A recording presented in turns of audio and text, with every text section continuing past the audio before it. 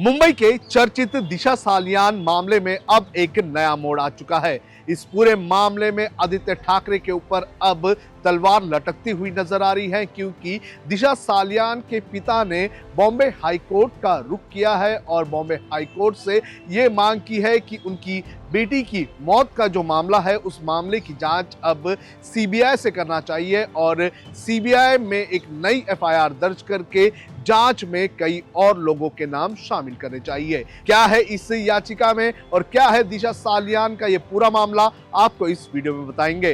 नमस्कार, आप देख रहे हैं लोकमत हिंदी। मेरा नाम है सोनू कनौजिया। 8 जून 2020 को मुंबई के मलाड इलाके में दिशा सालियान का शव उसकी बिल्डिंग के नीचे मिला था और उस वक्त ये कहा गया था कि दिशा सालियान ने आत्महत्या की है। उस वक्त भी इस पूरे मामले को लेकर कई सवाल उठ रहे थे, लेकिन जब मुंबई पुलिस ने इस पूरे मामले की इन्वेस्टिगेशन की तो मुंबई पुलिस ने इस पूरे मामले को सुसाइड बताया। उस वक्त आपको ये भी बता दें कि दिशा के माता पिता ने उस वक्त जो नितेश राणे थे उनके सवालों को दरकिनार करते हुए ये कहा था कि उनकी बेटी को बदनाम किया जा रहा है। लेकिन अब इसी घटना के लगभग 5 साल बाद उनके माता पिता ने अब बॉम्बे हाई कोर्ट का रुख किया है और एक याचिका दायर करते हुए ये मांग की है कि दिशा सालियान के साथ नाइंसाफी हुई है और उसकी जो मौत हुई है उस मौत के मामले में नए सिरे से जांच होनी चाहिए और इस नए सिरे में कई लोगों के नाम शामिल किए जाने चाहिए। और इस याचिका में जो सबसे बड़ा नाम दिया गया है वो नाम है शिवसेना के विधायक और उद्धव ठाकरे के बेटे आदित्य ठाकरे का। कहा गया है कि इस एफआईआर में आदित्य ठाकरे का नाम होना चाहिए। जो इन्होंने विटनेस ला के खड़े किए बालवानी पुलिस ने, वो कोई कह रहा है दांत टूट गया था, कोई कह रहा है ये था, और खून के फुल ऑफ ब्लड में वो लाश पड़ी थी। ये पुलिस का ऑफिशियल स्टेटमेंट था। आई विटनेस इतने देंगे हम और डिजिटल एविडेंस के साथ, जब और बाकी तो हमको कुछ देने की जरूरत नहीं, उनके डॉक्यूमेंट मैं बताता हूं पुलिस को। अगर आप बताइए, और आप ये सवाल जरूर पूछना उन पुलिस वालों को कि जब अगर खून से लथपथ है वो बॉडी और उसको हॉस्पिटल में ले जा रहे 2 लोग जो या 3 लोग है, वो वैद्य है, इंद्रनील वैद्य हो गया, हिमांशु शिकरे हो गया, राजमेरा हो गया, रोहन राय हो गया, जो भी है, तो उनके कपड़े पे ब्लड लगेगा, ये उनके कार में लगे, कार में ब्लड लगेगा, जिस जगह पे गिरी है वहां ब्लड लगेगा। तो आपने वो कपड़ों को फोरेंसिक इंक्वायरी के लिए, इन्वेस्टिगेशन के लिए क्यों नहीं भेजा? दूसरी बात, क्योंकि अगर रहता तो भेजते ना, कुछ था ही नहीं उसमें। दूसरी बात, उनके पिता ने देखा, उनको भी नहीं दिखा। सबसे शॉकिंग चीज क्या थी, जब उसकी डेड बॉडी लाई गई, अंतिम संस्कार के लिए पूरा चेकअप जो होता है, जो भी प्रोसेस, कुछ बातें नहीं बता रहा हूं मैं, एक चीज बता रहा हूं, सर से लेके सारी हड्डियां ओके, कोई फ्रैक्चर नहीं दिख रहा है। इसके अलावा जो उस वक्त की मुंबई की मेयर थी किशोरी पेडनेकर, उनका नाम भी इस एफआईआर में दर्ज करने और उनकी भी जांच करने की मांग की गई है। और जैसे ही ये याचिका दायर की गई उसके बाद आज महाराष्ट्र असेंबली में भी हंगामा देखने मिला। इस पूरे मामले पर आदित्य ठाकरे को घेरने का काम किया बीजेपी के नेता और मंत्री नितेश राणे ने। आप भी सुनिए क्या कहना है नितेश राणे का। कि दिशा सालियान के ऊपर सामूहिक बलात्कार करके उसका खून हुआ है और उसके अंदर उसने आदित्य ठाकरे, सूरज पंचोली, डीनो मोरिया का नाम दिशा सालियान के पिताजी ने कह लिया है।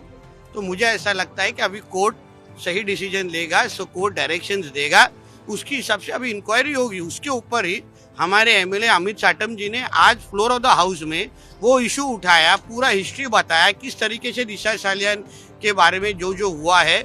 महाविकास आघाड़ी के गवर्नमेंट के वक्त ये केस हुई थी, किस तरह से कवर अप किया गया, किस तरह से सीसीटीवी फुटेज गायब किए गए, किस तरीके से डॉक्टरों के ऊपर दबाव लाया गया। अभी उसके खुद के पिताजी ने 230 पेजेस का वो पिटीशन है, उसमें आप पढ़िए, उधर खुद ने उन्होंने पोस्टमार्टम रिपोर्ट बदलने का आरोप किया है कि मेरे बेटी को पोस्टमार्टम रिपोर्ट में लिखा गया था कि मेरे बेटी को का सर फूट गया था, फेस के ऊपर इंजरीज है, पर कल उसका जो फोटो उनका आया था उसके ऊपर किधर भी इंजरीज नहीं है।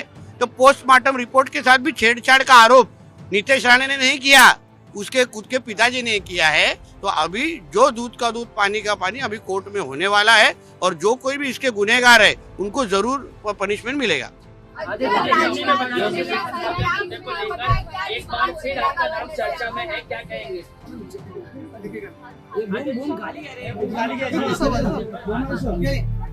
पहले तो मैं काम की बात करता हूँ। आज हमने महाराष्ट्र राज्य के राज्यपाल महोदय से समय मांगा था, उन्होंने समय दिया भी। विपक्ष नेता अंबादास दानवे जी, नाना पटोले जी है, वडेट्टीवार साहब है, जितेंद्र आव्हाड साहब है, अन्य सारे मेरे जो सम्मानित सदस्य जनता पाटिल साहब है, अनिल परब जी है, सारे लोग हम उनसे आज यही मांग कर रहे थे कि सिर्फ विपक्ष के नाते नहीं, तो जो जनता से चुन के आए जनप्रतिनिधि, हमारी यही मांग है कि सरकार अब जो बन चुकी है, बहुमत जो उन्होंने चुनाव के विश्वास से, उनके आशीर्वाद से पाया है, अभी उनकी जिम्मेदारियों पे खड़े होकर हम जो बातें करते हैं और आज जो हमने मांग की है वो यही है। एक तो कल आपने देखा होगा विधान परिषद में पहले जैसे कभी नहीं, वैसे ही हमारे रिमूवल मोशन को ठुकराया गया। ट्रस्ट मोशन 1 मिनट में एक अपारंपरिक पद्धति से लाया गया।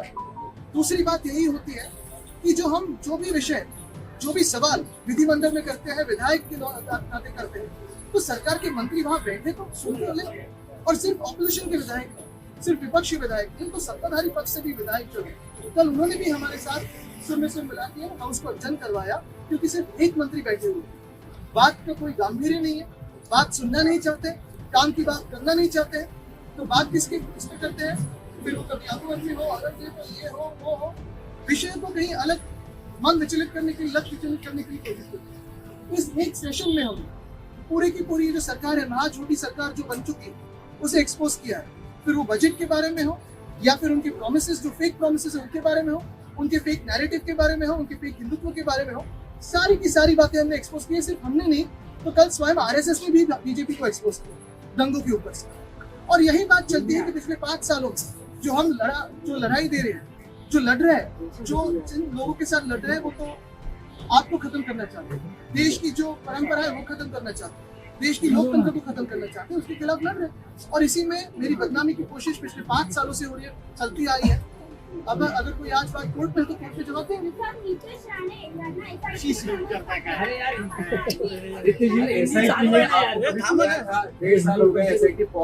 देखिए, मैं तो लड़ते आया हूँ और अभी भी आप ही के लोगों में हूँ, लोगों से जो लोगों के काम है वो लेके जा रहा हूँ। बात यही है कि बदनामी की कोशिश चलती रहेगी, मेरी लड़ाई इस देश के लिए चलती रहेगी। आपको लग रहा है कि पॉलिटिकल वेंडेटा है? आपको लग रहा है कि ये पॉलिटिकल वेंडेटा 5 साल बाद ये मुद्दा ऊपर आया है? ये सवाल मेरे लिए नहीं, सवाल आप सबके लिए। आपको बता दें कि दिशा सालियान की जब मौत हुई थी तो उसके 1 हफ्ते बाद अभिनेता सुशांत सिंह राजपूत की भी मौत हो गई थी और उसके बाद लगातार ये कहा जा रहा था कि दिशा सालियान की मौत नहीं बल्कि ये हत्या थी। दिशा सालियान की हत्या के पहले उसका गैंगरेप किया गया था और उसके बाद से ही लगातार इस तरह के आरोप जो है वो लग रहे थे। ये भी कहा जा रहा था कि आदित्य ठाकरे भी दिशा सालियान की हत्या में शामिल हैं और जब दिशा सालियान की हत्या हुई थी, जब उसका शव उसकी बिल्डिंग के नीचे मिला था, तो उस वक्त उस रात आदित्य ठाकरे भी वहां पर मौजूद था। तो आदित्य ठाकरे के ऊपर इस वक्त तलवार लटकी हुई नजर आ रही है और इसी कड़ी में अब इस पूरे मामले में नया मोड़ आ चुका है।